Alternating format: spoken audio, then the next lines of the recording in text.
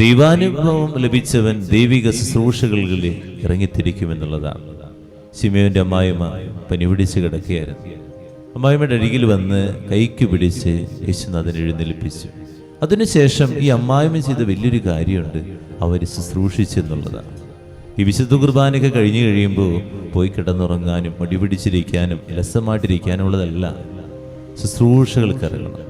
ദൈവിക ശുശ്രൂഷകൾക്ക് നമ്മൾ തീഷ്ണതയോടെ ഇറങ്ങണം. ദൈവാനുഭവം ഉള്ളിലുണ്ടാകുമ്പോൾ പിന്നെ ജ്വലിക്കാനെ പറ്റാ. പിന്നൊരു ജ്വലനമാണ്, ആത്മാവിൻ്റെ ഒരു ജ്വലനാണ്. അവിടെ ദുഷ്ടതകളോ അതുപോലെ അഹങ്കാരങ്ങളോ പിടിവാശികളൊന്നും ഇല്ല.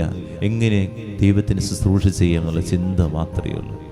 ഈ ദൈവാനുഭവം ലഭിക്കണമെങ്കിൽ കർത്താവിൻ്റെ അരികിലേക്ക് വരണം. അതിരാവിലെ കർത്താവിൻ്റെ അരികിലേക്ക് വന്നിട്ട് നമ്മൾ ഇറങ്ങി തിരിച്ചു നോക്കി എന്ത് ഭംഗിയായിട്ട് ശുശ്രൂഷകൾ ചെയ്യാൻ പറ്റുമെന്നറിയോ?